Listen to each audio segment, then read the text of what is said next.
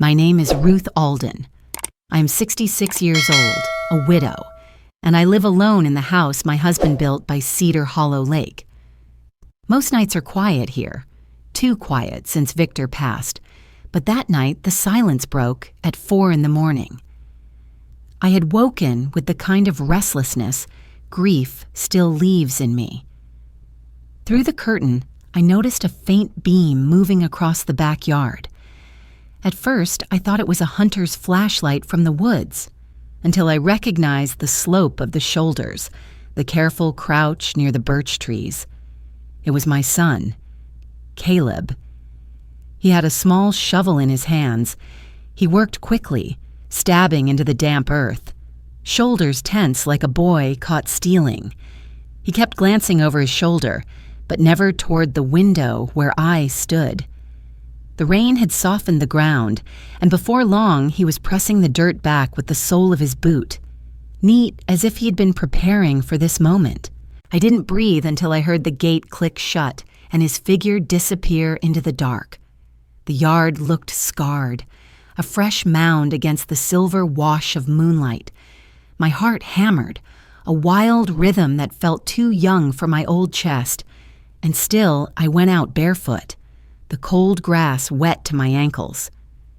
Victor's gardening spade leaned by the flower box, waiting. I knelt where Caleb had been and dug. The first slice of soil came easily, the second smelled of wet leaves, and the third struck something solid, a wooden lockbox, small enough to carry under one arm, wrapped tight in plastic.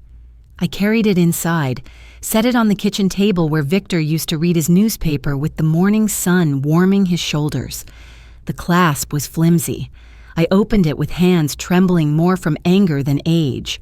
Inside were papers I did not expect to see, forms with my name signed in a hand that looked like mine, but wasn't.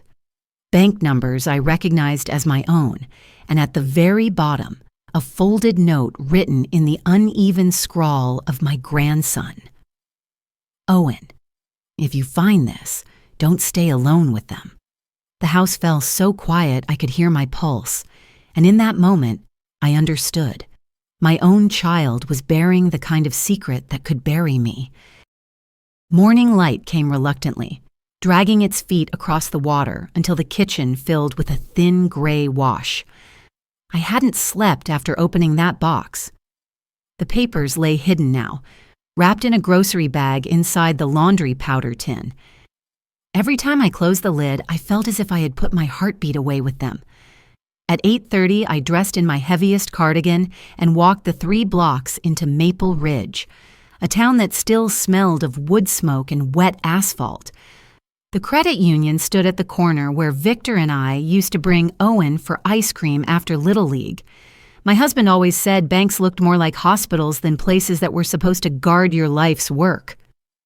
The marble floor still clicked under my shoes, the way it had when Victor handled the accounts, never letting me bother with numbers. I approached the counter and asked for the last 6 months of statements.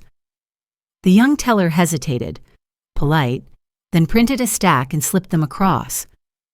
I thanked her, sat on the leather bench beneath the community bulletin board, and read. Each page crawled with entries I didn't remember authorizing, transfers to a digital wallet, withdrawals at odd hours. In the margin of one statement, a number winked back at me, routing code I knew by heart because I had spent 40 years shelving books and recording call numbers. My money was bleeding into someone else's pocket. My legs trembled as I walked out, clutching the folder to my chest. The fall air bit at my cheeks, but the sharper bite was betrayal. Caleb had once cried on those same cheeks when he was small and feverish. Now his signature sat beside mine, forged into a document that could strip me of everything.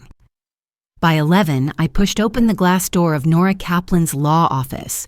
She was a woman with iron gray hair and the kind of voice that measured words like weights on a scale. I laid the photos of the lockbox, the forged power of attorney, and the fresh statements on her desk.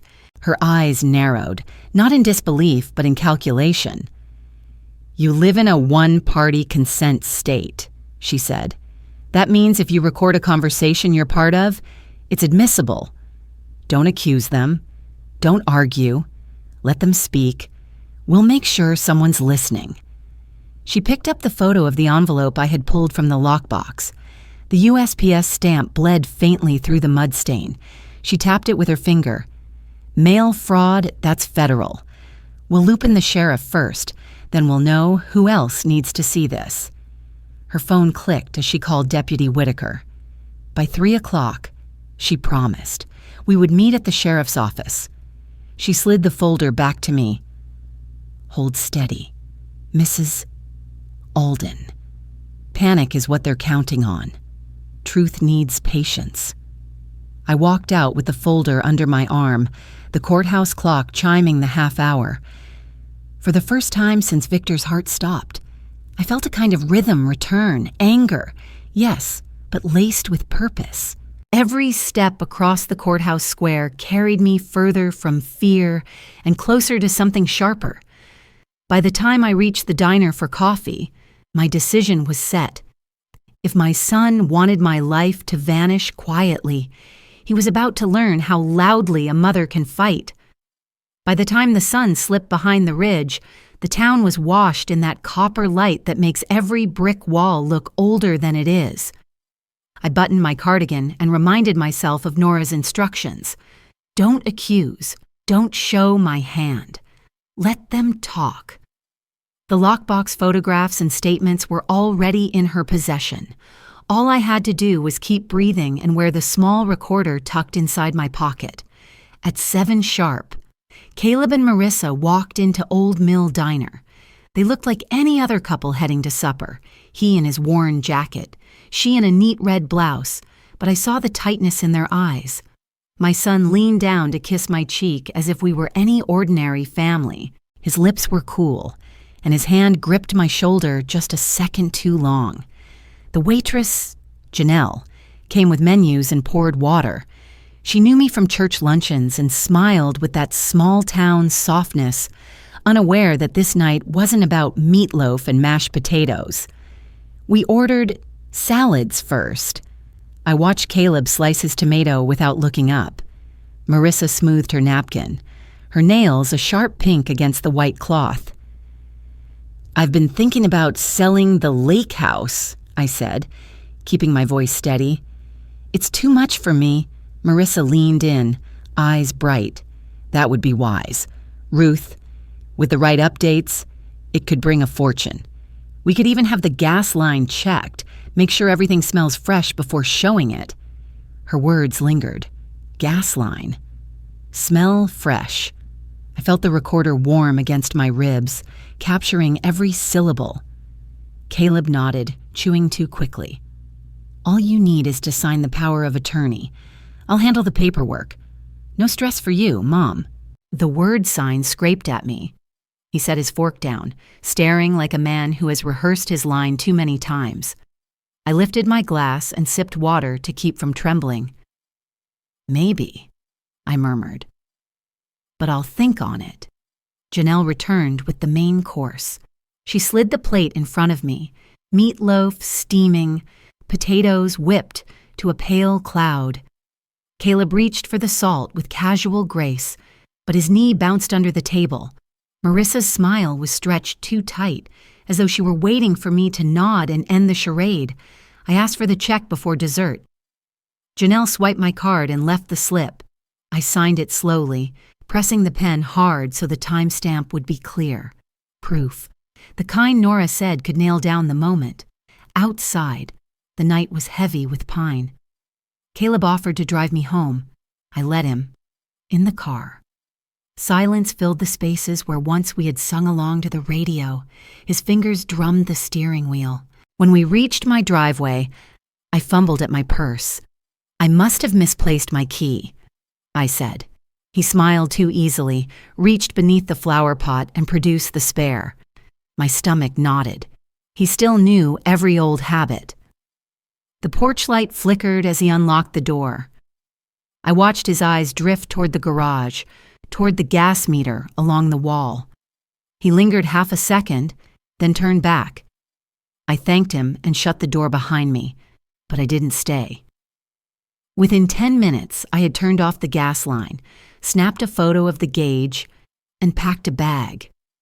By nightfall, I was on my way to the church guest house, leaving the recorder and the evidence in Nora's safe hands. And for the first time, fear bent into resolve. My son had shown me his plan. Now I would show him mine. The guest house behind St. Matthew's Church smelled of lemon polish and hymnals. It wasn't home, but it was safe. And that night, I needed safety more than I needed comfort. I lay on the narrow bed with my coat still on, listening to the faint echo of choir practice in the main hall. Each note was shaky but human, proof that life could still sound honest. I kept checking my phone, waiting for Owen. He was finishing late at the high school library, working on a paper about American history. When his message arrived, "I'm done. Can you pick me up?" I exhaled for the first time in hours. I told him to stay put inside until I arrived. No loitering, no waiting outside. My fingers shook as I typed. When I pulled into the school parking lot, the tall lamps threw circles of yellow light onto the asphalt. Owen rushed out with his backpack slung over one shoulder. He opened the car door and paused when he saw my overnight bag. "Grandma, are you going somewhere?" His voice cracked, halfway between boy and man. "Just staying out of the house tonight," I said, forcing calm. "We'll talk about it when it's safer." He studied my face, then climbed in. On the drive back to the church, the silence was thick until he finally spoke. "I wrote that note, the one in the box." My grip on the steering wheel tightened. "I know. I heard them talking last week. Dad said the word accident like he was planning one. Mom kept telling him to be patient, that once you were gone, everything would be easier. I didn't know what to do. I thought maybe if I warned you..." My eyes blurred, the road shimmering. "You did the right thing, Owen. You may have saved me." At the guest house, we sat at the small table under the cross-shaped window. I made him cocoa from a packet, stirring slowly so I wouldn't show the trembling in my hands. He blew on the steam, looking at me with those eyes that carried both Victor's kindness and Caleb's restlessness. "Do you still love him?" he asked suddenly. The question cut deeper than any evidence or forged signature. I stared into the mug. I will always love the boy I raised. But the man he became, I don't know if I recognize him anymore. Owen nodded, chewing at his lip. "Then maybe he doesn't get to be your family anymore. Maybe I do." The words hit me with both sorrow and a strange relief. He wasn't just a witness, not just a frightened teenager. He was choosing sides, and he was choosing mine. Later that night, I called Nora. She answered on the second ring, her voice sharp even at midnight. I told her what I'd seen, Caleb at the gas line, the key under the flower pot, his words at the diner. She listened, then said, "That's enough to move? Meet me at the sheriff's office first thing in the morning. Bring Owen. His testimony matters." I hung up and pulled the thin church blanket over us both. Owen fell asleep in the chair, head against the table. I sat awake, watching the slow rise and fall of his chest, promising silently that I would not let him become collateral damage. The night air pressed cold against the window, but inside, a new resolve settled over me. Tomorrow, the fight would begin. Morning broke clear and cold, the kind of sky that makes every breath look like smoke. I drove Owen to school first, pressing a kiss to his forehead in the car line. His friends waved, unaware of the storm circling his family. He looked back once before disappearing inside, and I held on to that glance like armor. By 8 o'clock, I was at the Maple County Courthouse. Nora met me on the steps, her briefcase in hand, eyes already narrowed against the day. "We've got enough for probable cause," she said. Whitaker's ready with the affidavit. The DA is waiting inside. We walked through the security gate, the sound of my shoes on marble echoing far too loudly in my ears. Ada Lauren Briggs sat at a table with a stack of papers, her hair pulled tight and her expression sharper than glass. She listened as Whitaker laid out the evidence: photos of the lockbox, the forged power of attorney, the bank statements, the diner recording, and the envelope marked with the USPS stamp. Each piece stacked neatly into a picture I hated but couldn't deny. Briggs tapped her pen against the affidavit. "You understand, Mrs. Alden, once we execute this warrant, there's no turning back?" I nodded. There was no turning back the moment I opened that box. At 10:30, we drove in a caravan of unmarked vehicles to Caleb's house. My hands sweated against the steering wheel, though the heater was barely on. I parked 2 streets away and waited, watching as deputies moved with quiet precision. One knocked at the front door while others circled to the back. Caleb opened it, confusion in his stance, Marissa just behind him. Within seconds, both were ushered aside. The warrant read aloud. I didn't need to see everything, but part of me couldn't look away. From the sidewalk, I caught glimpses. The family computer carried out, sealed in a bag, a drawer emptied to reveal folders of paperwork, the small safe hauled from their closet. One deputy emerged holding a padded envelope with a USPS label, identical to the one from the lockbox, addressed to a brokerage firm in Pennsylvania. Whitaker stepped out, his face grim. "We've got searches in the browser history, gas leak insurance claim, how to establish power of attorney without consent. It's all here." My knees nearly gave out, but Nora steadied me with a firm hand on my elbow.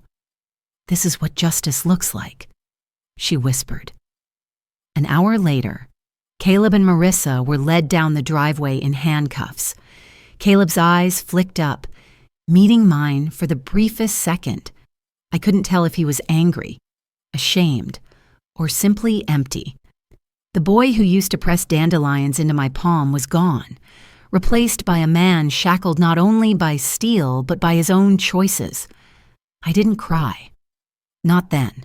Instead, I stood still as the cruiser doors shut. The sound final and metallic. Neighbors peeked from porches, whispers trailing after the convoy. All I could think was how betrayal could bloom in a house so ordinary. Behind curtains I once sewed myself. When the cars disappeared down Maple Street, the silence left behind was heavier than any chain. And yet beneath that weight, a strange steadiness began to grow. The truth was no longer buried. It was out in the open, and so were we. The courthouse felt colder than the November wind outside, its walls echoing with every step. I sat in the front row beside Nora, my palms damp against my purse. Caleb entered with Marissa just behind him, both in plain clothes but shadowed by deputies. He wouldn't look at me. She stared straight ahead, jaw clenched like stone. The defense attorney began with a soft voice, painting me as a grieving widow whose memory could not be trusted. "Mrs. Alden is vulnerable," he said, "and her recollection is clouded by emotion. The supposed evidence has no reliable foundation." My stomach tightened, but Nora rose with calm authority. "Your Honor, the state submits Exhibit A." The speakers crackled, and then Victor's voice filled the room. My husband's words, recorded months before his death, steady as if he were standing there again. "Ruth, if you're hearing this, the document you see isn't yours. Don't trust the repairs they mention. Don't let them corner you." The air seemed to drain from the courtroom. My tears came fast, but I kept my chin high. Victor had spoken for me when I could not. Next came the recording from Old Mill Diner. Caleb's voice, plain and casual. "All you need is to sign the power of attorney. I'll handle it." And Marissa's reply about freshening the gas line. each word echoed like nails driven into wood. The judge leaned forward, frowning. The defense faltered. Then Owen was called. My grandson walked up, shoulders squared despite the tremor in his hands. He unfolded the note I had found in the lockbox and told the court why he wrote it, how he overheard talk of an accident, how fear pushed him to warn me. His voice cracked, but he spoke every word. By afternoon, whispers circled the gallery. Marissa had agreed to a plea deal, admitting to forgery and conspiracy in exchange for a reduced sentence. When the news was read aloud, she lowered her eyes. Caleb stiffened, jaw locked, betrayed by the woman who had stood at his side. I watched him then. My only son, hollowed by choices he could no longer deny. My heart ached, but beneath the ache was something harder, steadier. This was justice, and it had finally found us. Sentencing day arrived with skies the color of slate. I sat in the courtroom again, hands folded tightly in my lap. When the judge read the terms, the words rang like a bell tolling through stone. Caleb, 15 years for conspiracy and financial exploitation of an elder. Marissa, 12 years for forgery and fraud, reduced for cooperation.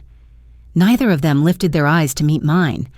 I expected to feel triumph, but what came was something quieter, a hollow ache. My child was being led away in chains, and no verdict could change the blood that tied us. Still, I reminded myself, love doesn't mean surrender, and family doesn't excuse betrayal. The weeks that followed blurred with paperwork and phone calls. The court restored what money remained to me, though much had been lost. Nora helped me petition for temporary guardianship of Owen. The boy came to live with me, his laughter timid at first, as if he feared it might vanish if he let it out. Slowly, his steps grew lighter. He filled the empty house with noise that sounded like survival. One evening, a letter arrived, addressed in Victor's familiar hand, postmarked months before his death. He had arranged for a small A-frame cabin in Maple Ridge, hidden in trust until my 67th birthday. His words on the page were simple. Begin again, Ruth. Don't let grief or fear be the last chapter. I wept, holding the letter against my chest as though his arms were wrapped around me again. The cabin became our refuge. Owen painted his room in deep blue, hung posters, and began to speak of college instead of escape. For the first time in months, I breathed without counting the shadows. Not long after, Dr. Rafael Ortiz reached out, a man whose past with Marissa carried secrets of its own. With quiet honesty, he revealed the truth. He was Owen's biological father, long deceived but never absent in concern. He did not claim, he offered support, guidance, a chance for Owen to know where he came from. I looked at my grandson, my boy, no matter whose blood ran in his veins, and I chose to believe that family is not only born, it is built. As I stood on the porch of the new cabin, the lake behind me catching the last orange light of day, I whispered Victor's name. Justice had come, but more than that, so had clarity. Blood had betrayed me, but love, chosen and steadfast, had saved me. Thank you for watching. If you enjoy these family drama and revenge stories, please subscribe and join me for more every day.